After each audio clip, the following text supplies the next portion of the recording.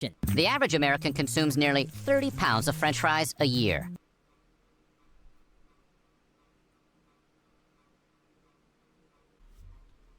Okay. So you might think we've seen every single cut and style of fried spud there is to see. I'm pretty sure there's not going to be a single fry variation on here that I've never seen. I think I've seen them all. But as it turns out, there are more different ways to slice a potato than there are fries stuck under the back seat of a minivan. So, today we're taking a look at every type of French fry cut we could find.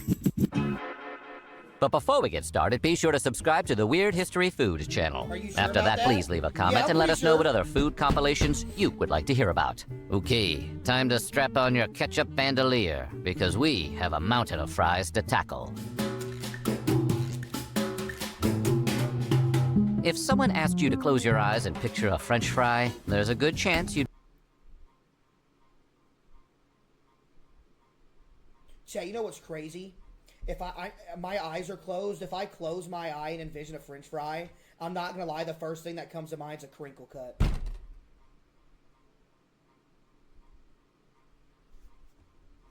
You'd be picturing a bâtonnet. It's the most popular shape of fry and the one you're most likely to be served in your average restaurant. Steak fries are the most popular. Soft on the inside, crispy on the outside, covered in salt, and served with ketchup. You know these fries, and they're old friends. A bâtonnet cut, which is also commonly used in foods like carrots and cucumbers, results in a fry that is roughly 2.5 inches long and 1/4 inch thick. It looks like a little stick, which makes sense because bâtonnet means little stick in French. That's also what Ronald McDonald hits you with if you don't pay for your bâtonnets. Dude. Chat, I'm not gonna lie, I feel like crinkle cut might be my favorite, bro. If you get a good crinkle cut action, what this absolute goober just type in here?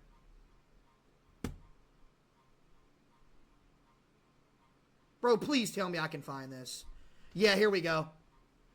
Frog8282 just typed in the chat and said fries aren't healthy. Nobody cares, dude!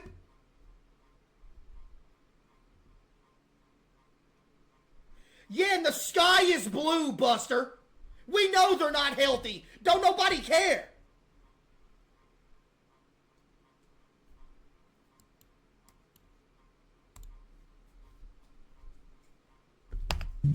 Fries aren't healthy. Yeah, tell us something else, Mr. Nutritionist.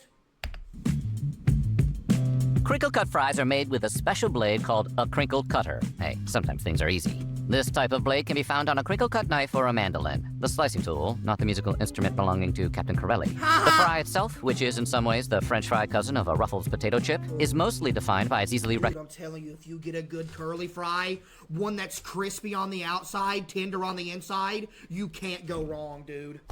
recognizable wave patterns, or crinkles. But they also tend to be on the thicker side, in the neighborhood of 1/4 to 1/2 inch thick. In other words, this fry brought enough cake for the whole class. Their thickness means they're usually less crunchy than thinner cuts. But I had some crunchy ones. Been considered ideal for dipping, which is a decent trade-off. Dude, what kind of psychopath dips French fries in ketchup anymore?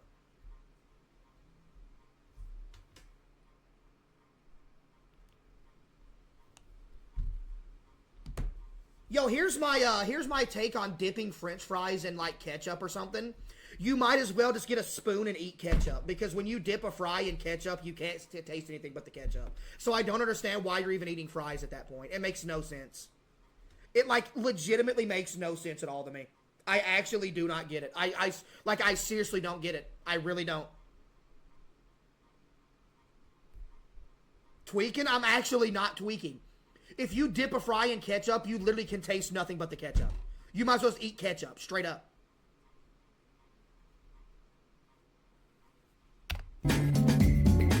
Let's say you love the crinkle cut fry, but part of you still can't help but dream of what it would be like to push the limits of reality further. So you slide your potato over the blade of a mandolin, rotate it 90 degrees, and then grate it again. Were you so bold, you would have created a waffle fry. Yeah, waffle fries are good, but if you get one of the edge pieces to where these don't come in, and it's just straight like a big slab of potato, they're disgusting. If you get a big thick edge piece of a waffle fry, they're nasty, but like the thinner ones are really good. pie, known in France as Pomme gaufrette. just in case you have to make conversation with Pulp Fiction's Vincent Vega, waffle fries come in a waffle-like crisscross or lattice pattern. They good. Often served with heavy seasoning, this typically I thin ain't gonna lie, them rectangular thing cut. good. See, you saw one, you saw one, you saw one. Often served with heavy seasoning, this typically This one right here, disgusting. This one right here. Hold on, let me move my face cam. Y'all, Diana with the 5. Look at this one right above the face cam right here. Look at this. That's too much thick action. This one right here, too much thick action. You gotta have the holes in them or they're nasty.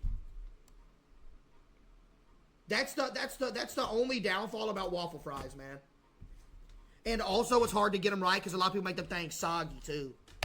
thin rectangular cut is a staple at some fast food chains and is widely regarded as a miracle of modern science. Or at least it should be. Oh, dude. Oh, my goodness, man. If you, again, this is the same principle as with the curly fries. If you get a good steak fry that's crispy on the outside, tender on the inside. Yo, cheesy with the 5. Steak fries get their name from the fact that they're often served with steak, and not because you can use them to lance vampires. You eat this late, you're gonna get heartburn. But don't let that fool you. They could be served with almost anything that lends itself to a side of fries. Yum. Steak fries are another thick-cut fry. That's not a steak fry. That's one of them nasty-looking Sonic fries with the brown edges because the skin didn't. No, those are nasty. That is not a good steak fry. Those look like Sonic fries and they're nasty. That have a lot more potato filling than many other varieties. That means they're generally less crunchy, but that doesn't look good. You're doing way too much here. You're doing way too much right here. No, usually have nice crisp edges. They're also usually baked with the potato skin still on. Those are tater wedges. Those ain't steak fries. And then dusted with salt or other seasonings, although they can be fried for an even crispier texture. Just be warned that those fluffy potato innards are going to be about 1 billion degrees. In 1953, Ore-Ida founders What was this? Tater tots, yep. AKA the only viable option at Sonic, because if you get Sonic fries, you'll die, but Sonic tater tots are a good substitution. In 1953, Ore-Ida founders Golden Grigg, F. Neffy Grigg, and Ross Aaron Butler Sr. were looking for something to do with the little slivers that were always left over after they cut up potatoes. One day, they hit on the idea of chopping them up, adding flour and seasoning, pushing the mash through a hole, and then trimming any extruding extra spudness.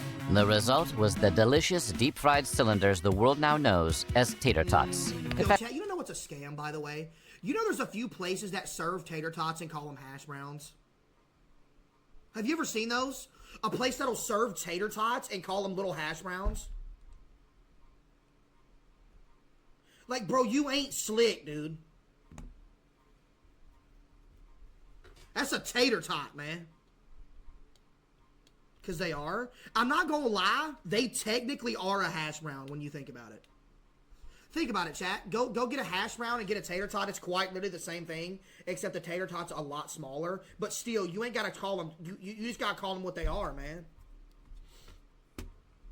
Yo, Corey with the 50 gifted. W, Corey with the 50 gifted. Chat, give me some W's for Stephen Corey with the 50 gifted subs. Oh my goodness. Appreciate you, Stephen Corey with the 50 gifted. Appreciate you, man. In fact, although most people don't realize it because the term has become so generic, tater tots is actually a proprietary name that is still owned by Ore-Ida. What? And we've dropped enough coin on tots over the years that we've earned the right to say it. Nope. Old Spice Gentleman Super Hydration Body Wash. Vanilla and shea. 24/7. Oh my goodness, shoestrings. The only bad thing about shoestring is if you get some that are too shoestringy and it's nothing but crispy action, no potato action. Shoestring fries, which are very popular in restaurants and diners, are named after their resemblance to, well, shoestrings. For those moods when all you want to do is eat a Nike. They're made from potatoes that have been cut into very long, thin strips. That makes them a form of julienne fries that are generally defined by the fact that they're super thin, deep-fried, and usually very crispy. Man, what are you doing? Meanwhile, julienne is actually the name for a French cutting technique that's also sometimes known as allumette. The technique involves cutting what is usually a vegetable, in this case a potato, into long, thin strips. So if you suddenly lose your appetite, at least you still have some rad streamers for your bicycle. That being said, some people do use the two terms, shoestring and julienne, interchangeably. For example, in Cuban cuisine, this cut is known as papas julianas, and is often used as a sandwich topping. I've known every single one of these so far. I told you, I'm going to go through this whole video. I'm going to know all of these. There's not going to be a single one that I've never heard of. I think my school used to serve these, and they were actually good. Matchstick fries are just like shoestring fries, except they're usually shorter, vaguely the length of a matchstick, hence the name. They are essentially the French fry equivalent of potato sticks, and their thin cut means they tend to be extra crispy. Their short length means they tend to be easy to grab by the fistful. According to the officially recognized ranking system of how quickly can I eat a pound of them, this makes them the best Steak and Shake are the best shoestring. I've never had Steak and Shake. I've never had it. French fry. Curly, baby!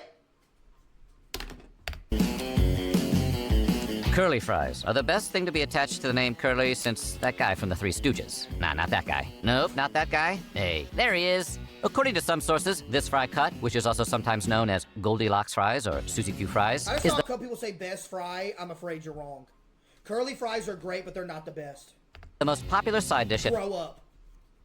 fast food chains and restaurants. Bacon cheddar curly fries, bacon cheddar curly fries, and only $4.99. Their spring-like shape, the culinary equivalent of a slinky or, judging by the golden brown color, a motel mattress. Grow up, chat! Spring is the result of a cutting technique called spiralizing, which requires a specialized spiral slicer. The shape gives the fry a wider surface area, which in turn allows it to hold more sauce or seasoning. You can really taste the curls.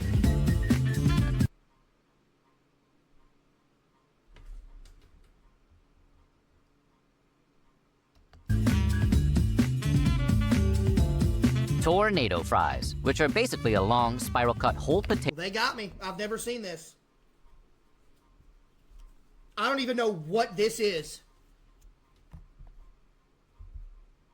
Wrapped around a skewer and deep fried, first emerged as a street food in South Bro, you can't even call that a fry. That's more of a kebab than a fry, man. Korea. Named because of their spiral shape that kind of resembles a tornado, they're often topped with things like chili powder, garlic, paprika, honey, cheese, and onions. Yo, them things and look presumably, good, though. I'm not the gonna tears lie. of overjoyed customers. Man, them things Tornado look fry good, skewers can though. be 18 or 26 inches long, and the potato sometimes comes wrapped around a hot dog or sausage. Oh, the skewer comes in man. handy when you need to put in your own stent. A popular favorite at fairs and festivals in many countries, they are sometimes Dadgum known as tornado fries!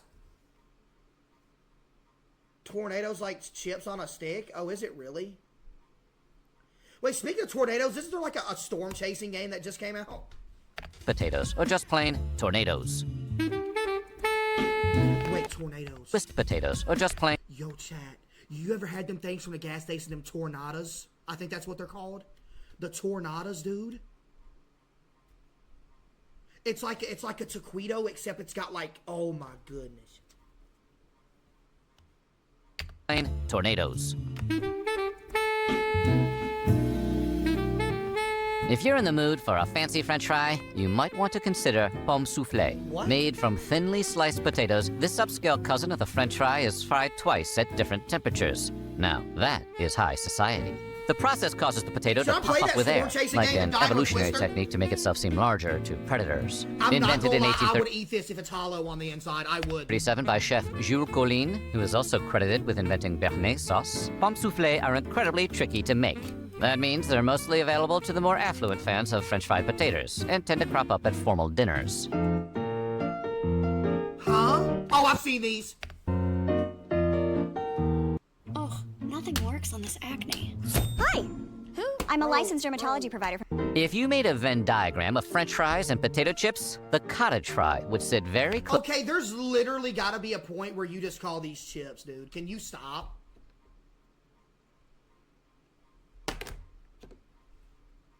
Close to the center. Thick and round like potato doubloons, cottage fries can be baked or fried and made with or without their skin. You know that. Cottage fries are made with a corrugated slicer, which means they often have ridges that are great for holding extra Who is seasoning. seeing these at a restaurant and getting these, man? So they're often dusted with things like black or cayenne pepper, as well as other herbs and spices. Or wait, is Velveeta an herb or a spice? Bro, y'all such liars. What? patatas bravas are deep fried. Now, those are called breakfast potatoes, not French fries. Taco Bell does those in their spicy potato taco. Yeah. Cubes about 3/4 of an inch wide. They're served topped with brava sauce. Dude, that looked nasty. Why you putting all that on top of that thing, man? Tomato-based sauce that also includes things like garlic, paprika, olive oil, and chili. It's spicy, like flaming hot Cheetos behind your eyelids spicy. Good. The name patatas bravas literally means spicy potatoes, or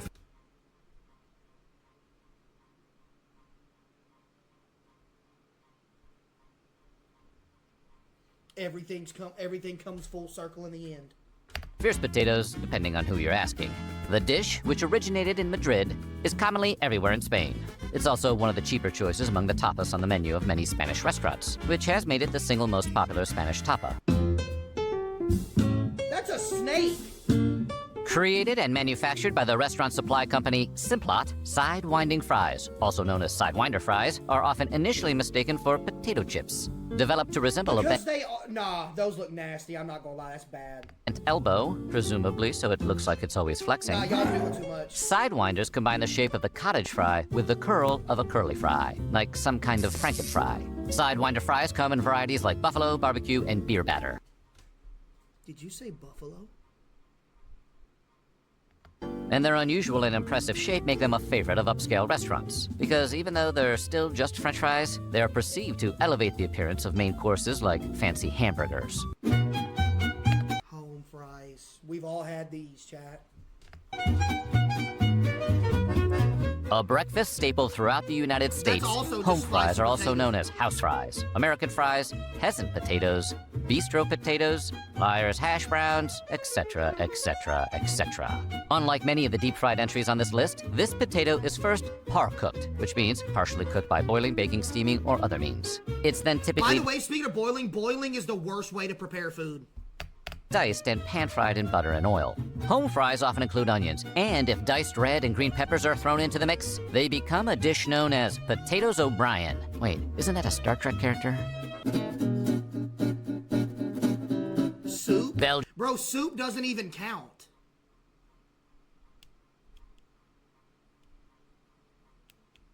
You boil noodles? No, I don't. I don't boil them things. I put them in a bowl and put it in a microwave. That's not boiling. Goober.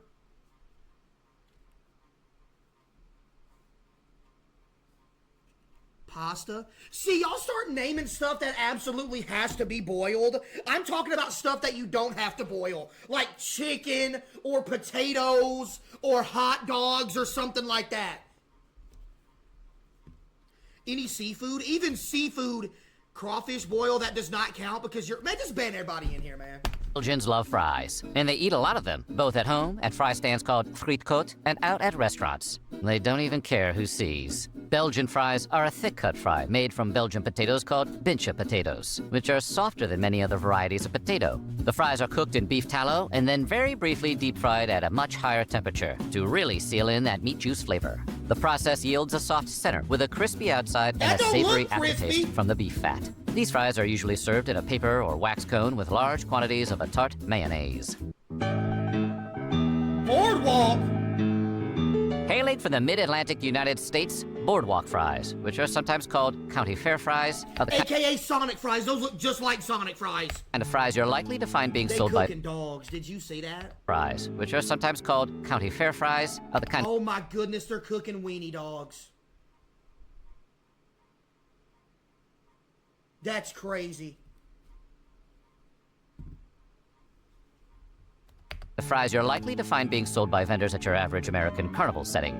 These fries tend to be long and square cut. They're usually flavored with something like Old Bay seasoning and malt vinegar, and can Yo, be topped Mitchie with with the cheese fire. or even Old Bay chili, is golden, by the way, whatever Chad. else they're selling at the boardwalk, if you have the courage.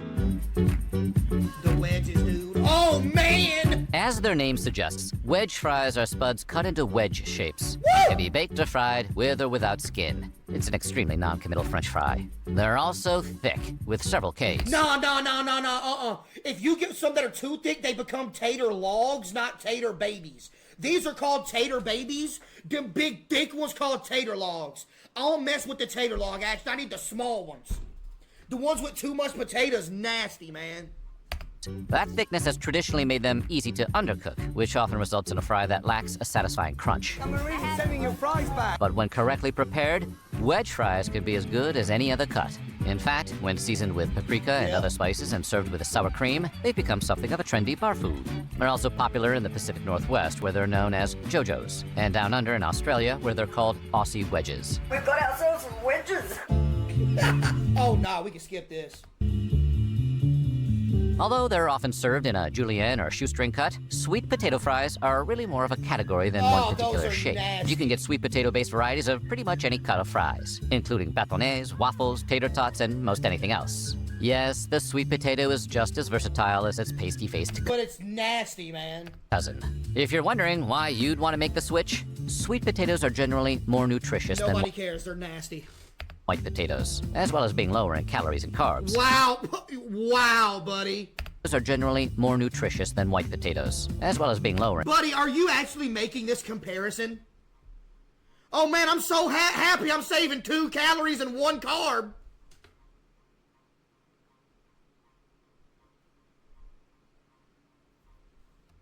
calories and carbs. It's unclear how much of that health benefit they retain after being deep fried and covered with chili, but hey, it's worth a shot. No, it's So not. what do you think? Which French fry No, it is not worth a shot, buddy.